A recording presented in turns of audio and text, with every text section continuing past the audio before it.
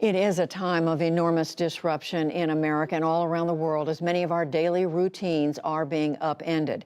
Beyond the cancellations, the medical questions, and financial turmoil, there is fear and many other concerns. Jeffrey Brown has a closer look at that. The thoughts are unavoidable, whether you're eager to get a test, seeing the empty shelves at the grocery store, concerned for your children and loved ones, watching events unfold elsewhere. David DeSteno studies emotions in times of stress and trauma. He's a professor of psychology at Northeastern University in Boston. So, welcome to you. Emotions are clearly high. Knowledge arguably is low. What does that combination add up to in the behavior you're seeing now? Unfortunately, it's a perfect storm for us right now. The reason we have emotions is to help us come to adaptive decisions very rapidly. But when those emotions are miscalibrated or when the context is wrong, or especially now when we have a few clear facts at our fingertips, those emotions can start filling in the blanks, and what would normally be an adaptive response can really go awry. But here we have a situation where there are reason for fear is real. Yes. Tests are hard to come by. People are getting sick.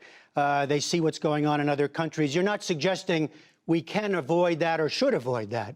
No, by no means. There is clearly a reason for fear and anxiety right now. The problem is a lot of us don't think like virologists or epidemiologists or have the information at hand. And so that gives more room for our fear to fill in the blanks. So, for example, when you feel fear, it makes anything that seems threatening more likely to happen. So if I sneeze and I feel afraid, one sneeze, I'm much more likely to believe that's due to coronavirus. And the more I think about it, the more opportunities there are to fill in the blanks. Was I really 6 feet away from that guy who was in the store next to me today? And so, yes, please do what Dr. Fauci says. There is reason for concern. Seek medical treatment if you have it.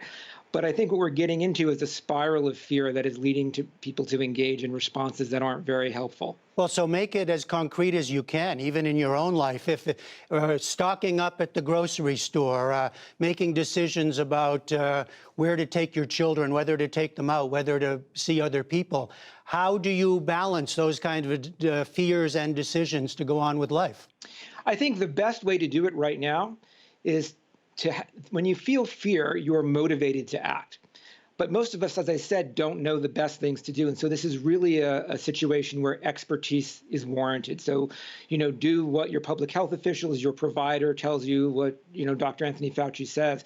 The trick is to not obsess about that fear, because it will begin to make you second guess everything you're doing. And it may lead you to actions that are actually more problematic. As we're seeing, if there's a run on supplies, if there's a run on face masks, what we're doing is getting into a situation where single actions that may not benefit us that much are going to end up causing collective harm. Just in our last minute, you used the word obsessed or obsession, and I can't help but think of the phones we all carry. The differences from this national moment to others that you and I are familiar with, 9/11 or 2007 crash, or other periods where the information comes so much faster, and we're taking it all in and not sure what to do with it. That's right. Now the problem, so that's another thing about emotions. Emotions are very contagious, and that serves a purpose. So if you and I are talking like this, and all of a sudden I went, that would be a signal to you that I'm feeling fear. There's something I saw behind you. You would feel fear and be able to act accordingly. But now, because of social media, if anybody's fear starts to get out of whack, too intense, it becomes a cycle where that is spread very rapidly, very quickly. And again, if we don't have rational facts, if we don't have the information at our fingertips, it can become an upward spiral of fear very rapidly. So in a word, check your device, but not too often, not stay on it. What are you doing? No, exactly, because what happens is the media is going to show you the worst case scenarios. And it's important, and I'm not saying we shouldn't understand what's going on, but you're seeing the worst case scenarios and everybody who's sick. What they're not showing you is everybody who's doing okay with milder symptoms of the virus or not having it. And so you believe it is much more prevalent. Now, I don't mean to be complacent. Please don't be complacent. Follow the advice of the public health officials. When you're seeing this over and over again, what you're seeing is the worst case scenarios, and our brains evolved in a world without social media and smartphones.